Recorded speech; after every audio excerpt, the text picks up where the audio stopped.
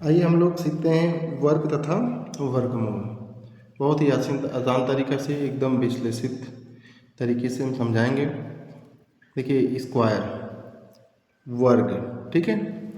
कोई भी संख्या हो, संख्या चाहे जिस तरह की हो, उसका अगर वर्ग पूछ दे, स्क्वायर पूछ दे, तो कैसे आप मालूम करेंगे। जैसे आप सबसे छोटी संख्या क्या है, एक है, ठीक है। तो एक का वर्ग, एक का वर्ग जब भी एक का वर्ग निकालने के लिए कहें या किसी भी संख्या आता है उस पर स्क्वायर कर देंगे, ठीक है। और इसे दो बार गुणा के रूप में लिख देंगे, क्योंकि इस पर दो घात है तो दो बार गुणा के रूप में लिखेंगे और दोनों का गुणा करेंगे तो एक हो जाएगा, ठीक है। इसी तरीके से अगर दो का वर्ग कह दें तो दो का स्क्वायर कर दीजिए, ठीक है। तो इसे भी दो बार गुणा के रूप में लिखेंगे तो दो दूना कितना हुआ, चार हो गया। इसी तरीके से तीन का कह दिया जाए तो तीन का स्क्वायर कर देंगे, तीन गुणा तीन, तो तीन तीन का कितना हुआ, नौ, ठीक है ना।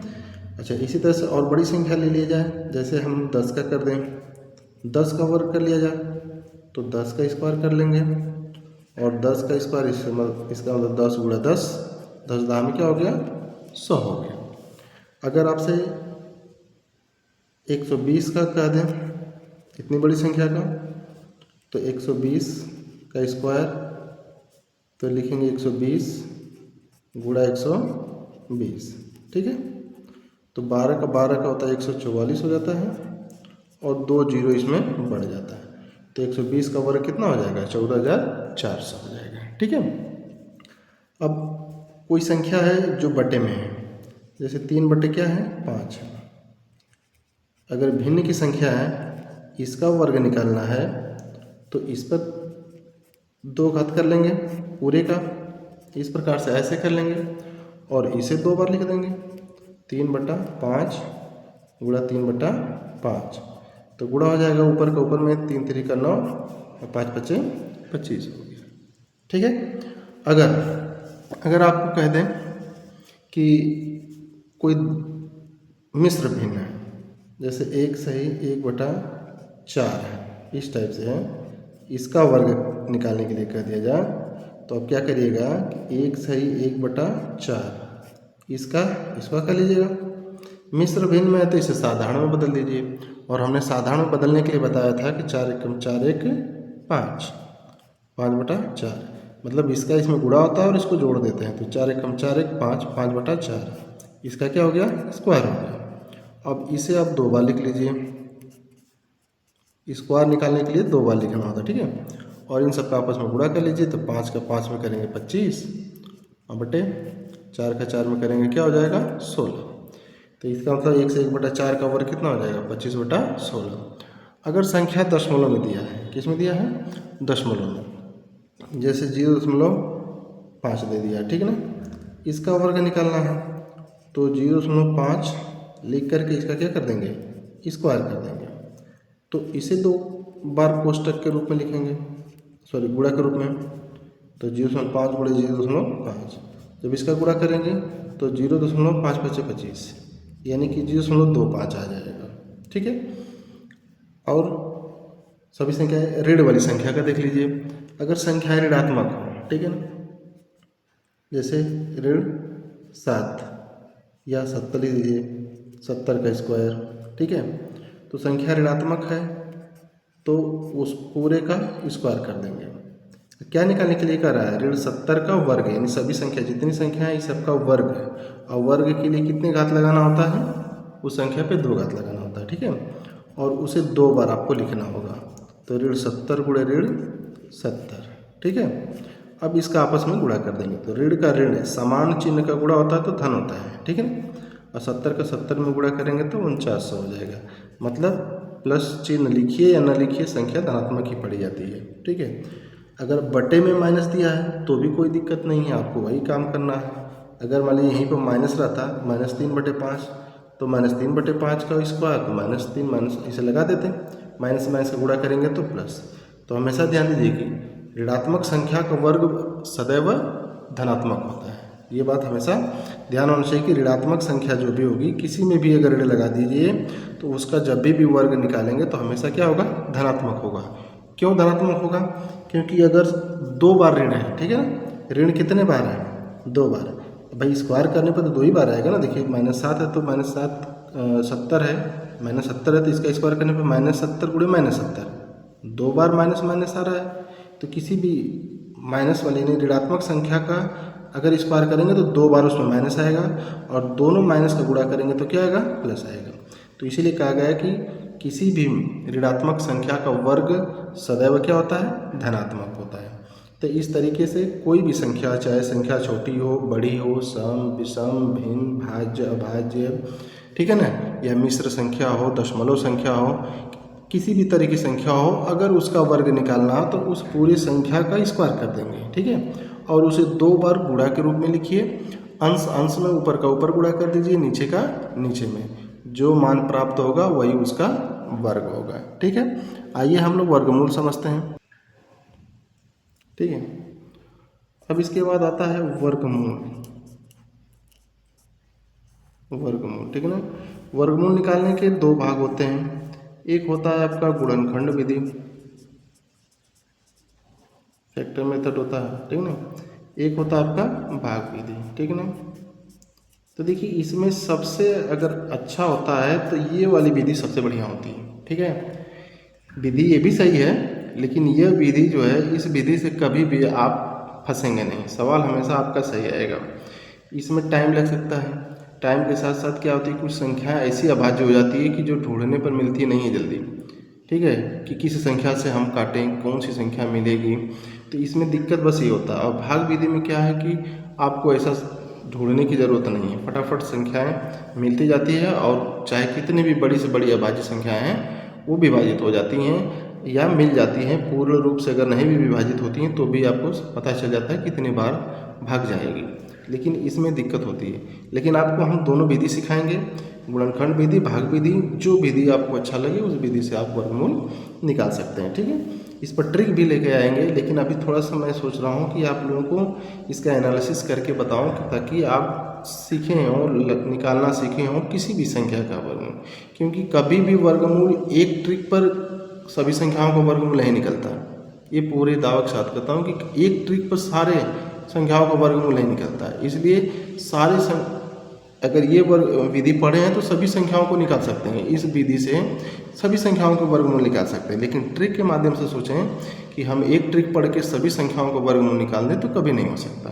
तो आप ऐसा चीज़ पढ़िए कि जिससे किसी भी संख्या का अगर वर्गमूल निकालना तो आप निकाल सकते हैं, ठीक है। तो आपके सामने अगर कोई संख्या दिया है, ठीक है, उसका वर्गमूल निकालना है। मान लीजिए कि ये 2500 है, ठीक है। 2500 का क्या निकालना है? वर्गमूल निकालना है, वर्गमूल निकालना है। तो मैं आपको पहले गुणनखंड विधि से बता रहा हूँ, ठीक है। तो 2500 का वर्गमूल निकालना है तो 2500 इसे लिख लेंगे और इसे अंडर रूट करें। क्यों? क्योंकि वर्गमूल का ही होता है ना, स्क्वायर रूट होता है। तो स्क्वायर रूट है तो हम इसको कर देंगे, 2500 इसमें आ गया। अब 2500 का हमें वर्गमूल निकालना है। तो देखिए 2500 का आपको फैक्टर करना पड़ेगा, ठीक है ना। तो हमने फैक्टर करना बताया है, 2500 लिख करके इस तरीके से आप फैक्टर कर लीजिए। अब इसे फैक्टर करने के लिए क्या करना है कि ऐसी संख्या लीजिए जिससे ये विभाजित हो जाए, और छोटी से छोटी संख्या लीजिए, सीरियल नंबर से लेते जाइए। पहले 2 है, 2 से देखिए विभाजित हो जाएगा, जी हाँ। जिसके अंत में 0 1 हो, चाहे 2 0 हो, चाहे जितनी 0 हो, वो हमेशा 2 से विभाजित हो जाती है। 2 1 कम 2, 5 में देंगे 2 दूना के 4, 1 बच रहा है, 1 जाएगा 10, 2 बचे 10, ये 0 यहाँ आ जाएगा। फिर 2 से काटिए, 2 छक्का 12, पूरा पूरा कट गया। 5 में देंगे 2 दूना के 4, 1 गया 10, तो 2 बचे 10। अब ये 2 से नहीं कटेगा, ठीक है ना। 3 से देखिए, 3 दूना 6, 3 से भी नहीं कटेगा, ये 4 से भी नहीं कटेगा, 5 से सीधे कट जाएगा, ठीक ना। 5 एकम 5, जिसके अंत में 5 होता है वो संख्या पूर्ण रूप से 5 से कट जाती है, ठीक है। लेकिन कुछ कुछ ऐसी संख्या होती है जो 3 से कटती है, लेकिन 5 से तो पक्का ही कटेगी। तो 5 एकम 5, 1 जाएगा 12, 5 गुना के 10, ठीक है। 2 गए इधर, 5 बचे 25। फिर उसके बाद 5 से काटिए इसके, 5 गुना के 10, 12, तो 2 गया 25, 5 बचे 25। फिर इसे 5 से काटिए, 5 बचे 25, ठीक ना। फिर इसे 5 से काटिए, 5 एकम 5। अब संख्याएं जो ये मिला है उसे आप क्या करिए, अंडर रूट में रख लीजिए। वो भी गुणा के रूप में, क्योंकि इसका फैक्टर हुआ है। तो 2 गुणा 2 गुणा 5 गुणा 5 गुणा 5 और गुणा 5, यानी कि कितने बार 5 है, 4 बार। और 2 कितने बार है, 2 बार। अब इसका जोड़ा बना लीजिए। देखिए यहाँ 2 छिपा होता है, ये कितना छिपा होता है, 2। 2 को लिखते नहीं, ये छिपा होता है, माना जाता है 2 है।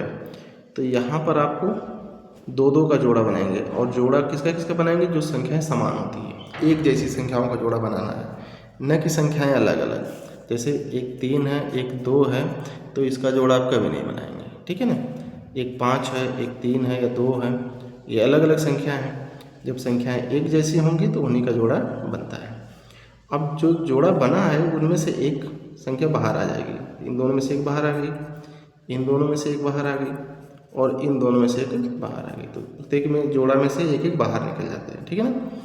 अब इनका आपस में गुणा कर दीजिए, 5 × 5 = 25, 25 × 2 = 50, ठीक है। तो ये 2500 का वर्गमूल कितना है, 50 है, ठीक है ना। अगर आपको चेक करना तो इसी का स्क्वायर कर दीजिए, अगर इतना आ गया तो सही हो गया। तो यानी कि संख्या का अगर स्क्वायर करेंगे तो जो संख्या प्राप्त होता है, ठीक है, वो उसका वर्ग होता है। और जो संख्या वर्ग होता है उसका अगर हम इस तरह से निकालेंगे जो संख्या आएगी तो वो उसका वर्गमूल होता है, ठीक है। तो इस तरह से वर्ग और वर्गमूल आप ज्ञात कर सकते हैं। कोई और संख्या आप ले सकते हैं, जैसे 20, 25, ठीक है ना, इस टाइप से संख्या है। 20, 25 का वर्गमूल, अगर इसका वर्गमूल निकालना तो क्या करिएगा कि वही काम अंडर रूट करेंगे, 20, 25, ठीक है। तो इधर 20, 25 का फैक्टर कर लेंगे।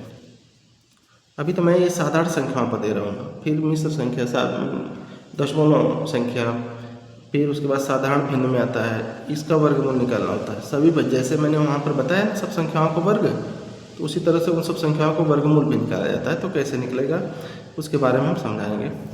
पहले आप इसके बारे में सीख लीजिए कि वर्गमूल निकालते कैसे। जब इस तरह से पता चल जाएगा तो चाहे संख्या साधारण हो, चाहे मिश्र हो, चाहे दशमलव हो, आप सबका निकाल लेंगे।